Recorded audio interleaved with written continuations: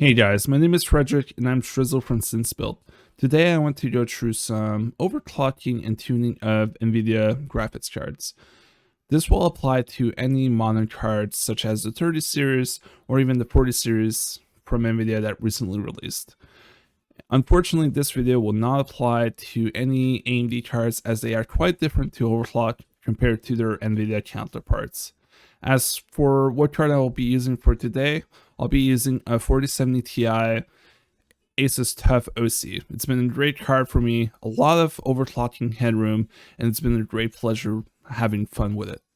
So I want to impart some of my knowledge so we can really fine tune your own machine, your own card, and really tap out the most potential out of your system. To follow along this video, we will need two different programs. The first one being MSI Afterburner. It's a completely free program from MSI that allows to have complete control of our GPU. Set up the power limits, set up the overclock itself, set up multiple profiles of overclocking or even undervolting, and then even set up the fan curve and all that. Now, when you do an overclock, you have to validate it. So the other program will be MSI Combustor. It allows us to stress test the GPU and really make sure that the terminals are good, the actual overclock is stable, and that everything is running as well as it can. Now that you have Afterburner and Combustor installed, we can open both of them up and then we can start doing an overclock. So the first thing that you want to do is increase the power limit to the maximum it can. Some cards will be stuck at 100. Mine can go to 110, and there's even cards that will go higher than this, like 120, 125. You just want to find the maximum that you can, and then you want to go into settings over here and start with Windows, and then enable user-defined fan control. By default, this will look like this. We just want to increase it a little bit just to help with temperatures, and we'll keep the card cooler than normally would. It will be a little bit louder, so you just gotta adjust it to how high the temperatures you want when you're actually doing your stress test and stuff. And then you want to apply it here, and then press save over here, and then save it on one of the 5 profiles over here. Now that we have the basic of Afterburner set up, what we can do is start running the stress test on Combustor, and then just move it to the side. What this will do is put a maximum load on the GPU so we can naturally start increasing the core clock and the memory clock. We want to do only one at a time and do slow incremental steps. For the core clock, this will mean increments of 15. Anything lower, it doesn't matter, and it's always going to be 15. So you can do 15, 30, 45, and so on. You want to slowly increase it and then apply it every time, and make sure about 15-30 seconds pass before doing it another time. We continue increasing it until we reach our first issue. Let's say 90 works, and then you do 105. So once you do 105, you see that it starts giving you some issues such as black screens, black dots, computer restarts, computer crashes, and so on. Once you reach that point, what you want to do is pull it back a steps. So you want to bring it back to 90, and then if you want to be on the safer side, you'll take it back another notch, so 75. I like to be on the safer side of things to make sure that I won't have any issues while running the games. So once I have my core clock, what I want to do is let Combustor run for a good 5 minutes, just to make sure everything's working fine and that there are no crashes or issues. Once I see that it passed the 5 minutes, what I can do now is save the profile and put a profile to. Now that the core clock is properly set up, we know it's stable, it passed the Combustor stress test and everything. What we want to work on now is going to be the memory clock. Same idea as the core clock when you do little incremental steps. For here, the steps will be 100 megahertz each.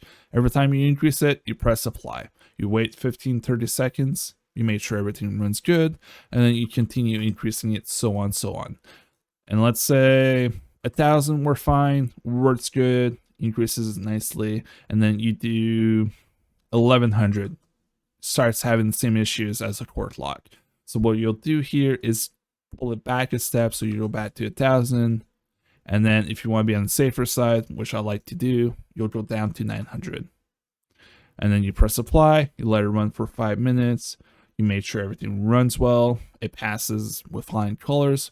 Once you have that confirmation, it passes the whole 5 minutes. You can press on the save button and then save that profile in Profile 2. Now that we've fully set up our overclock, one thing to always take into account will be temperature. If you have a case that has really bad airflow, or even like a glass panel and it restricts the flow of air, your GPU can get really hot.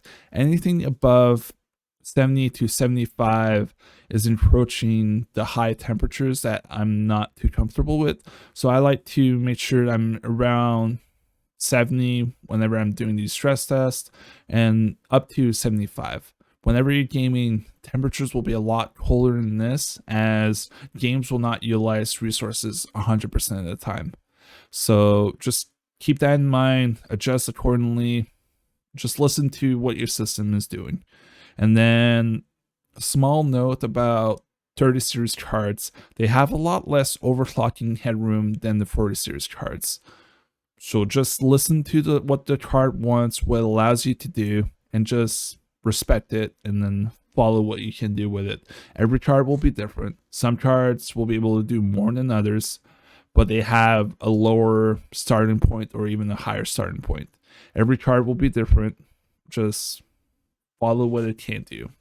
As for me, the overclock I sell with this 4070 Ti is 210 and 1800. Works really well. If I do 2000, Call of Duty crashes for me, and even combustor crashes. So I brought it down 2 steps. As for the core clock, 255 is where I crash, and then 225 I'm completely fine with. 240 I've had some issues, so I do 210. This is going to be very different for every person to person. You're always going to be with the luck of the draw on the silicon lottery. So some people will be able to do less, other people will be able to do about as much. Just listen to what the card wants and slowly work your way up. This took me a good day and a half to 2 days, because I was fully testing it one at a time and making sure everything was working perfectly. And then I just adjusted it accordingly. Other than that, this is pretty much the basics on how to do an overclock. And if you have any questions, feel free to write down in the comments below. And I'm really curious to see what you guys can get on your cards. So if you could write down your card as well as the core clock and memory clock frequencies that you get as an increase, I would love to see that. Hope you all learned something new today, and hope you guys can apply it.